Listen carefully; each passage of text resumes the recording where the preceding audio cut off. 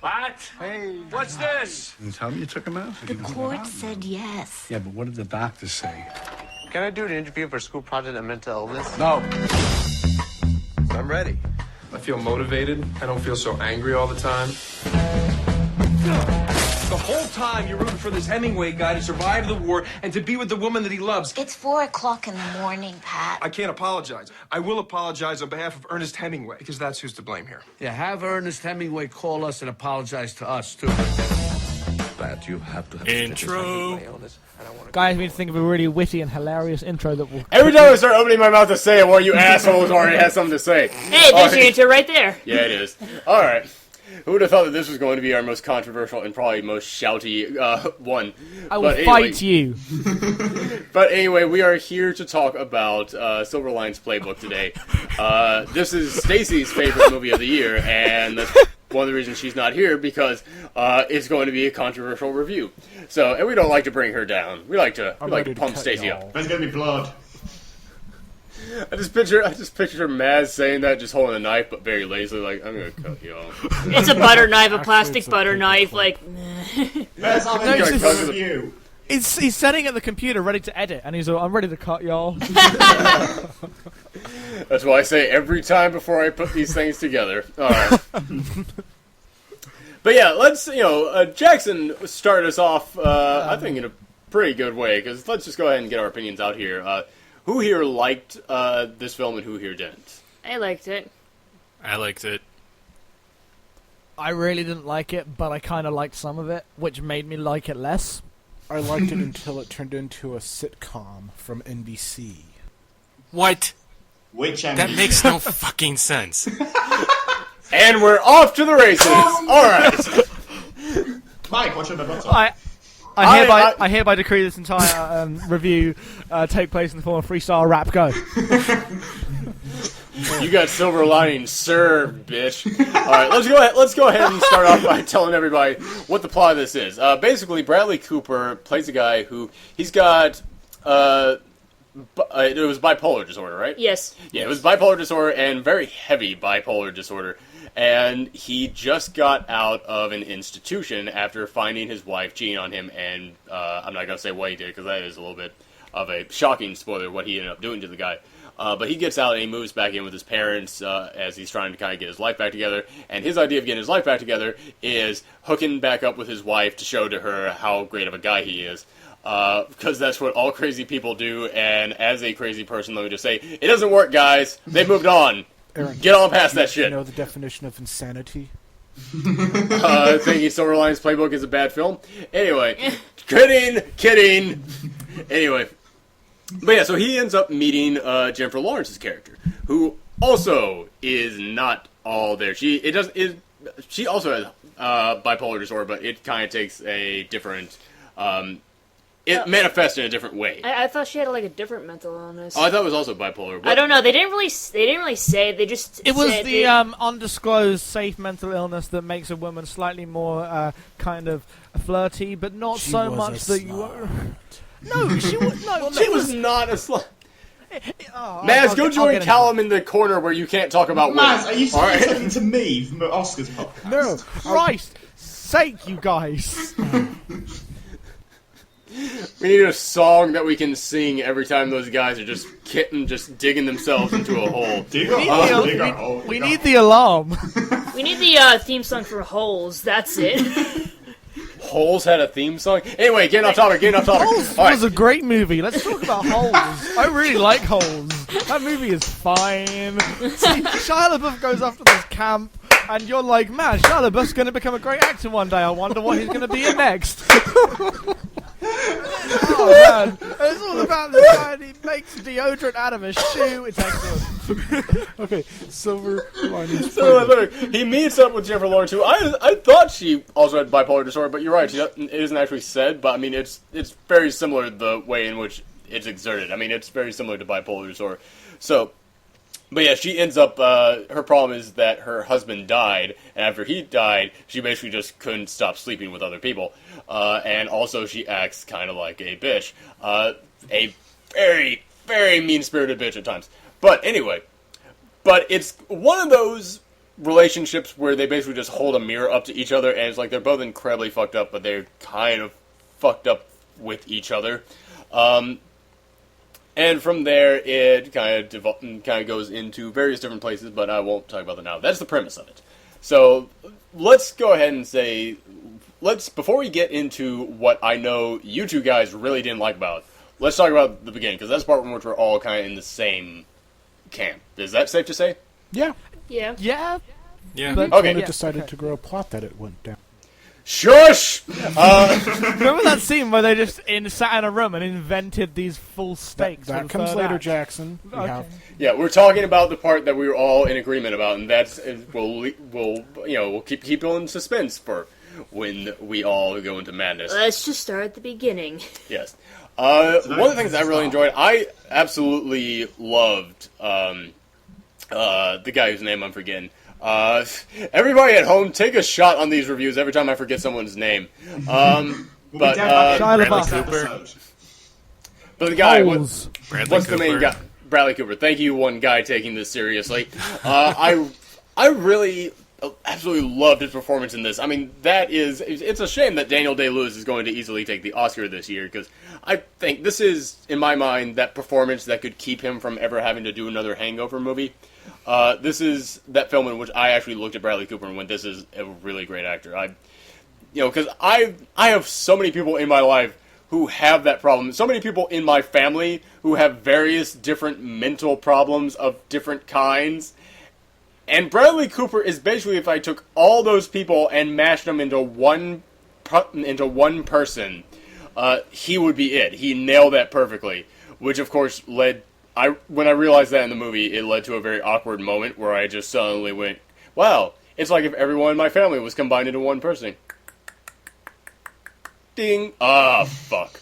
Alright. Hi, future Aaron. I don't like you, future Aaron. Anyway, it's fine, I get to sleep with Mystique one day. So, what? But anybody else? What do you guys think about Bradley Cooper's performance in this?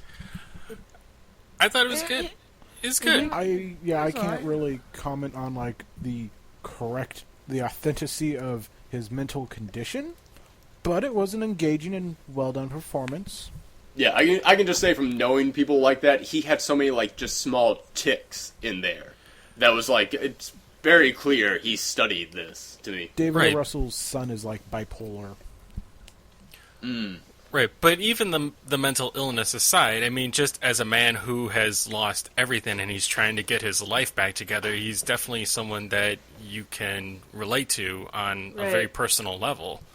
And I thought that came across very well, and I feel like that's something that he's I don't want to say an average Joe, but someone that you can very easily identify. Relatable, parts yeah. of your His life goals with. are relatable, yeah. Yeah, exactly. I mean, I made that joke about how, forget getting back with that person, they've moved on. That's not going to dissuade anybody. Every man out there at some point in their life has gone, I can win her back, when you clearly cannot.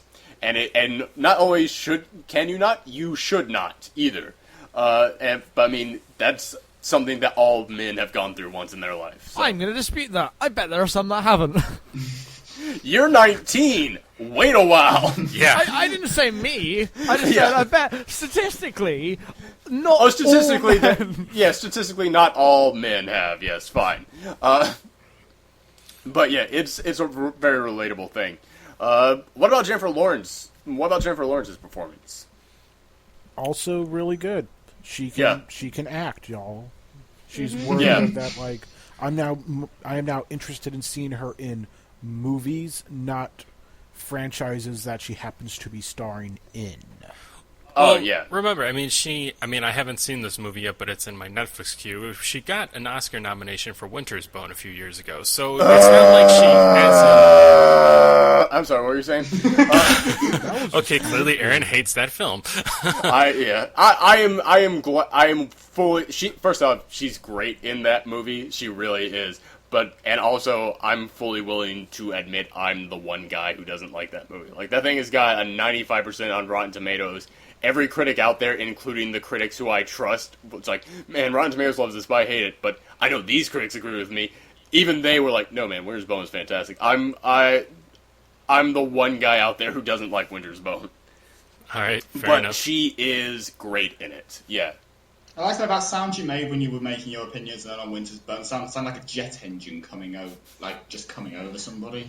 Yeah, that's gonna be fun. That's gonna be fun for me to edit. I'm gonna have to tune that way down. But can you auto-tune your dissatisfied grunt? Mix in some of Matt's grunts in there too. Put it on the soundboard, just like hit the button every time like someone like then drop a beat. Every time we go off topic. But no, yeah, Jennifer Lawrence, she has been a great actress for a while. You were right about that to bring up Winter's Bone. But yeah, it's, she instantly went into franchises after that. Right. So this is great to kind of say, no, remember guys, she totally is Oscar worthy. And if she wins this year, I think the lady from Amore probably has a better shot and also really deserves it. But hey, if she wins this, I will completely agree with that decision. I hope she does. Yeah. But this is also the first time in decades in which all four of the acting nominees have all come from one movie. Robert De Niro is also nominated, and whoever the mom is also nominated. And I don't think they do bad jobs, but it's like there had to have been better people. Robert De Niro actually looks like he kind of gives a damn for once, so hey, small victories.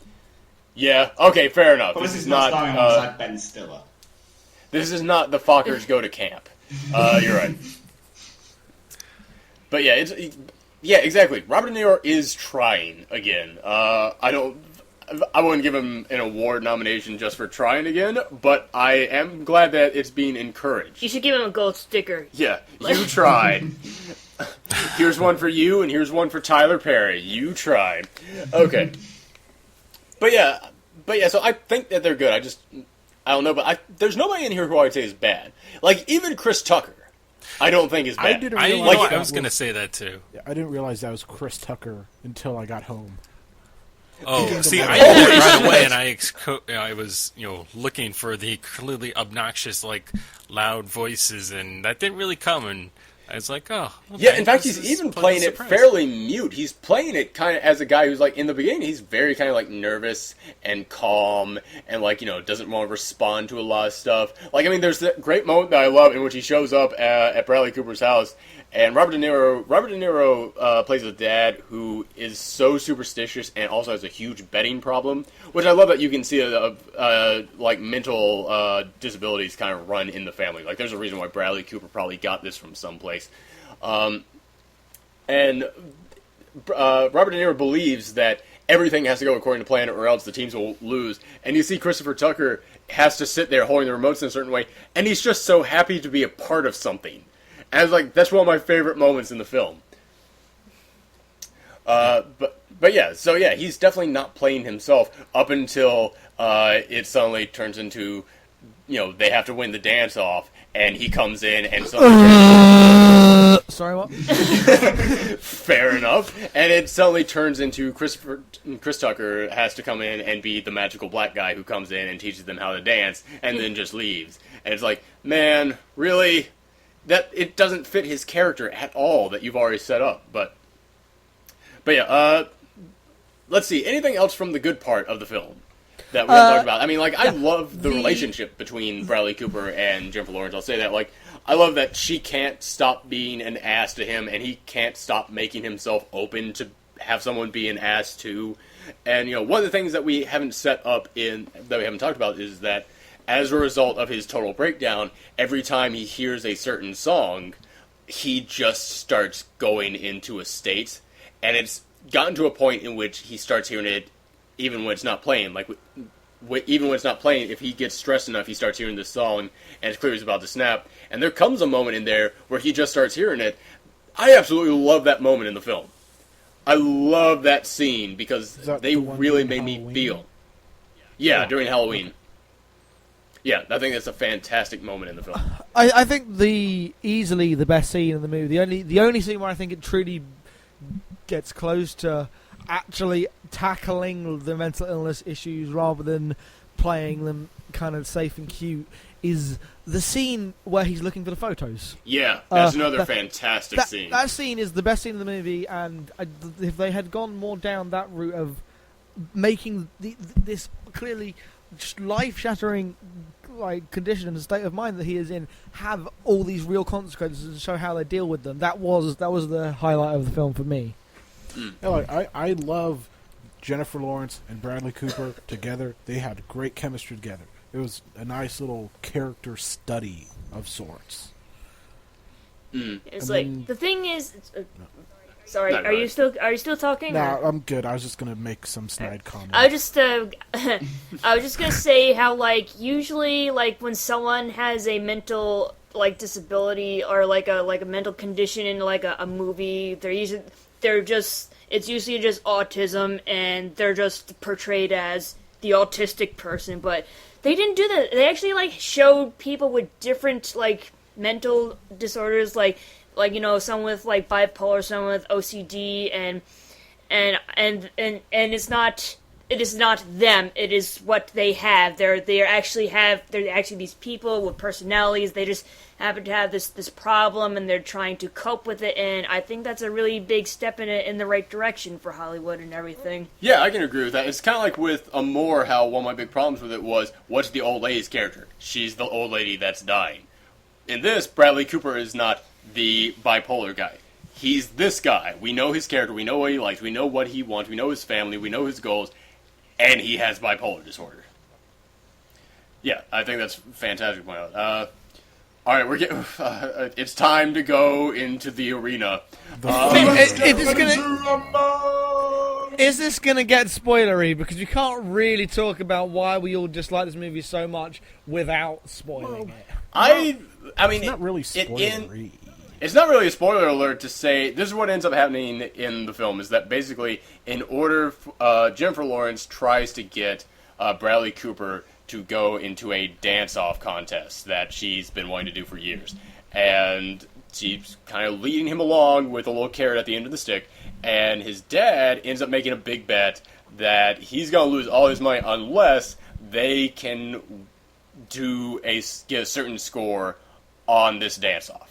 Is there anything else that you want to spoil beyond that? Because I don't really think that's too spoilery. The specific of the the scene where they yeah, where they everyone knows what not prop bet, it's a everyone knows how parlay betting works, right? No. Well, darn it, sports betting is interesting to look at, and you guys should look at it. But that, I know how parlays and sports betting work. And so that whole scene where they literally explained it to me, I felt kind of insulted. But having you guys said that you guys didn't know about that, it makes more sense. It just wasn't handled tactfully. This whole okay, I can understand this whole movie. I feel like everyone's like, "Oh no, it's witty and clever." It is not nearly as witty and clever as it really is. It's good. It is really good. I love Bradley Cooper and Jennifer Lawrence, but it is not as clever as it thinks it is. I can understand that because I really really like this, and I think it's really good. I was laughing at tons of moments throughout this. I didn't laugh at all. Oh, see, do you have a soul? Awkward. The whole idea of laughing at that guy has a mental illness, and look, he just did something kind of wild and crazy. I was like, no, I shouldn't laugh at that. That's not that funny. That's kind of sad. But maybe that's just me. It's everybody. Comedy is completely subjective, and comedy is one of the hardest things to review because what's funny to one person is not to someone else. So I can understand you saying that you don't find it funny because of the joke that they were trying to make about whenever they were trying to make a joke about Bradley Cooper. But to me, there's tons of jokes besides that, and I'm one of those guys who I believe you can make a joke about anything, as long as it's handled well. And I think that they did handle a lot of the jokes well in this, but I can understand if it didn't. Like I said, comedy's subjective. If it's not going to work for someone, it's not going to work for someone.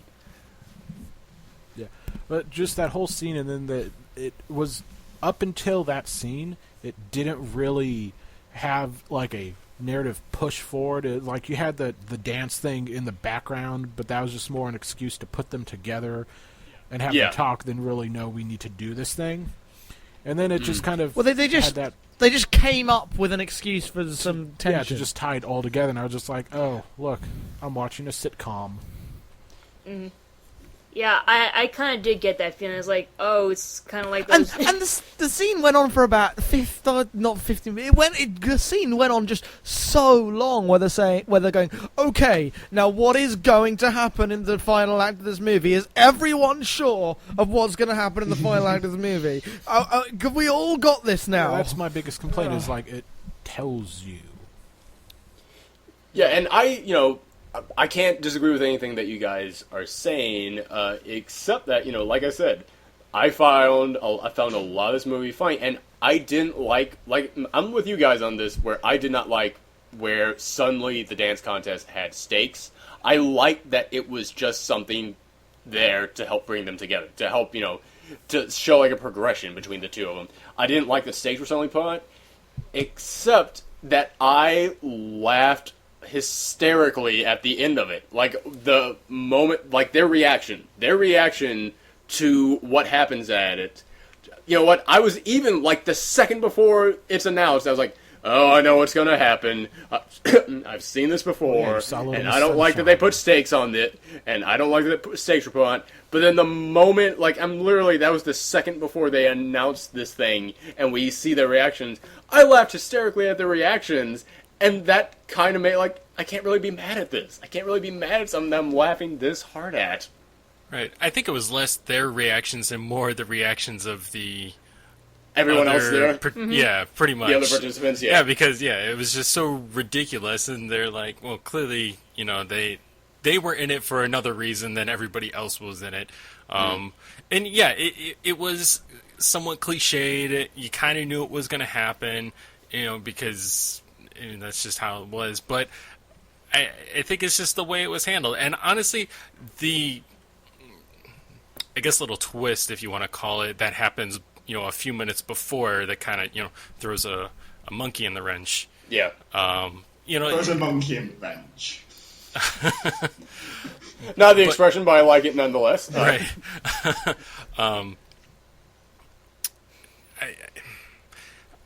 I think that it was brain fart. You had it there until we still haven't gone to what I think is the biggest. What's the thing that you don't really like? It's literally the last 3 minutes. So the bit with the letter. Basically that entire thing. So is everyone okay if we put a warning up now and I go into that because?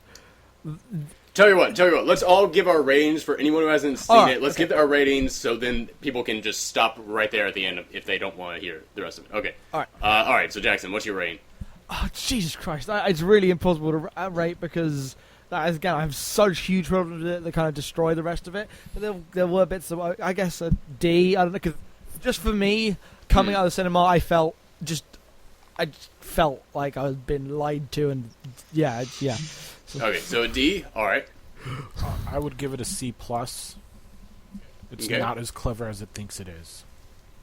All right. I would go B+ myself. I thoroughly enjoyed it, but I do have a few problems, and I didn't enjoy the parts as much as everybody was telling me I was going to. So B+. So I would give it a B-. There were like there were cute moments and everything, but then there were like parts like that seemed incredibly cliche, but it wasn't enough to like bring down the entire movie. So yeah, I give it a B-. Okay, Mike. I'm gonna give it an A-.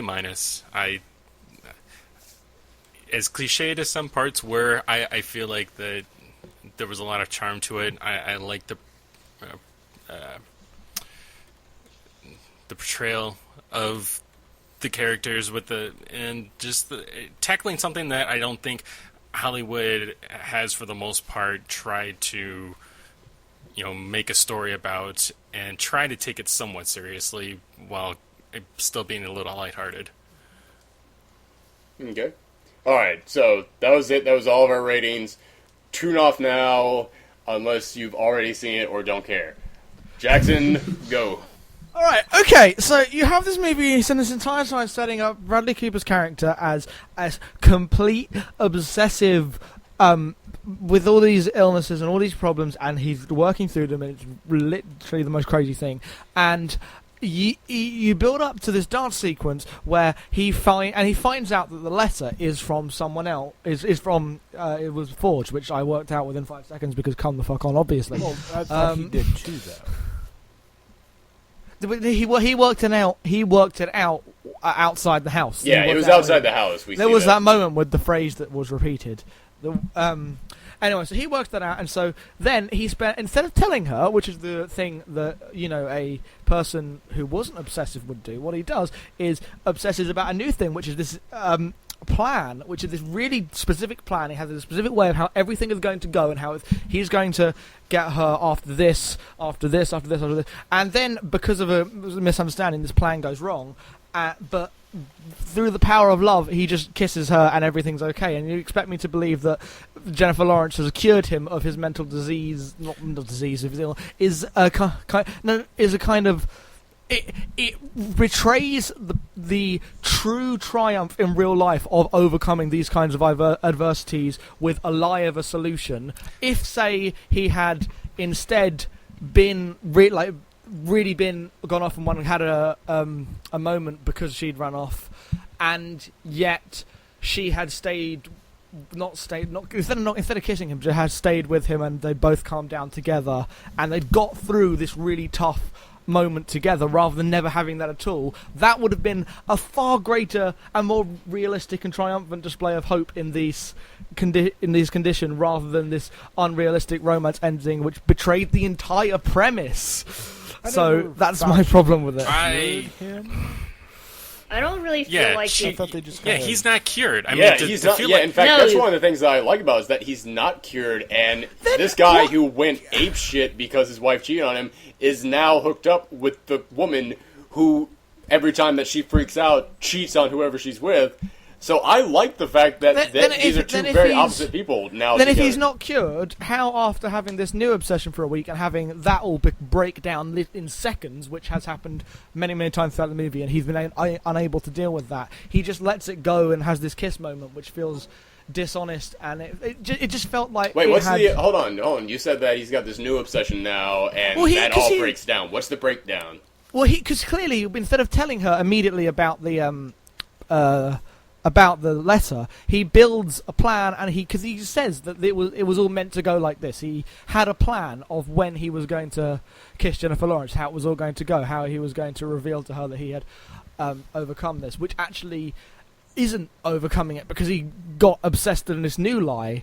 And I just felt that it was like he had the dance sequence and everything was okay. I mean, you say he wasn't cured, but the implication was that Jennifer Lawrence had...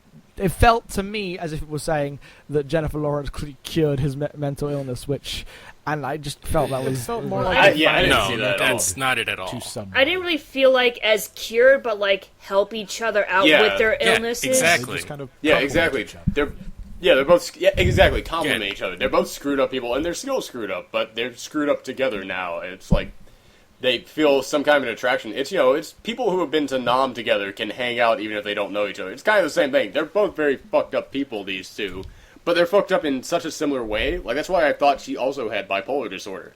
It's because she has so many similarities to him, and so I felt that was more of just there's oh god, there's a term for it when people who are like both fucked up in the same way just kind of like seek each other out. But anyway, that's kind of how I felt this was. Yeah. Okay. Well. Okay. I guess. But they both kind of mute each other a little bit, but not. I also have real problems with her character just as a whole, but I don't really want to get into that right now because that's an whole other story. Because she's like, her specific kind of mental illness felt very safe in this sexually adventurous, promiscuous, but yet still wants Bradley. Like, perfect construction of a very, like, I don't know, it just felt too easy, too simple. Yeah, I felt in a way that... Yeah, you've mentioned what your problem is there before, and I don't really feel the same way, because normally, the typical Hollywood way is, oh, my problem is I have a lot of sex with a bunch of guys, but this is, I have a lot of sex with people, and it's terrible. It is terrible to the fact that I just will randomly just have sex with people. It didn't seem like it was trying to applaud it in any way. In fact, I feel like the reason why they were doing that is because, as I said, Bradley Cooper beat a man almost to death because his wife cheated on him. This is someone who can't stop cheating on people. It's like, I feel like that's what the importance of that was. He has no one to cheat on at that point. Well, okay, fair enough, yeah. Well, but she's still sleeping around with guys even while they're working on their dance routine together. I mean, she's clearly... I mean, her parents are kind of, running, defense for her, if you want to say. Yeah, They're not at that one scene, but couple, though.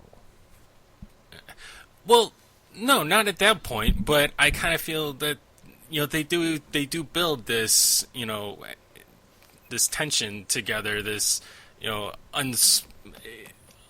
I don't want to say unspoken romance, but I mean, they obviously there's feelings coming from them, and I kind of feel that it does culminate, in the end with the dance scene where I think Bradley Cooper's character, is interested in getting back with his wife because, hey, she's there, she's not running off, she's actually talking with him. But then I think he realizes, and maybe he already had this pre-planned, but I think part of, in the back of his mind, he's like, well, I have a decision to make tonight. If my wife shows up, we'll see how things go. Maybe things might be able to work out, but I think I've got feelings for this woman, and yeah, we're both really screwed up, but she makes me feel safe, she makes me feel comforted, and I think that ultimately, especially when Robert De Niro, when his dad talks to him right at the end, when she runs off, and he's like, where'd she go? Like, he genuinely has feelings for her, and I think at that moment, he truly realizes, hey, I have someone here who I know cares about me, who I know, is going to probably be there with me and stick it out, instead of, hey, maybe I could get back together with my wife, but maybe it'll work out for a few months or years, but it's probably eventually going to end in heartbreak and misery and result in another mental breakdown. Yeah, that, to me, it was not them trying to say Jennifer Lawrence cured him of his mental disorder. It was saying he's now cured of his wife. He was finally able to get over that one hurdle. And his life is nothing but hurdles for the rest of it, but this was him getting over one hurdle. Yeah. Yeah. Yeah. Well, that's just where I came down on it. I just how movie-y that ending was. I can understand. Yeah. Although, I mean, there's an essay. There is one problem that I absolutely have with it that I just freaking hate about that. What's I will that? say. It's that his parents then decide, well, I guess we can now start lying to our son, saying his wife might be there if it'll get him to show up to this thing. And there's no payoff from that. There's like no, hey, by the way, parents, that was a real dick move that you two did. There was nothing from that. Well, that kind of ticks me off. That just kind of falls into the sitcom-y, there aren't really any real stakes. Everyone's happy together. In the end, aren't we all happy? We won. I don't think that's true at all. I don't think we're left to believe that, both Bradley Cooper and Jennifer Lawrence are going to be happily together forever. I feel like they're at a place in their lives where they're at peace with who they are, and, hey, maybe the future will be good for them, maybe it won't. It doesn't really matter. It's that he's found his inner peace at this moment, and that maybe it's the start to some true recovery for him. Damn, who thought this was the review we were going to get this in-depth on? Alright. Everyone. Look, I'm my best self today, and I think she's her best self, and that's a good thing. I know you don't want to listen to your father, I didn't listen to mine. When life reaches out at a moment like this, it's a sin if you don't reach back. This is what I believe to be true. You have to do everything you can, and if you stay positive, you have a shot at a silver lining.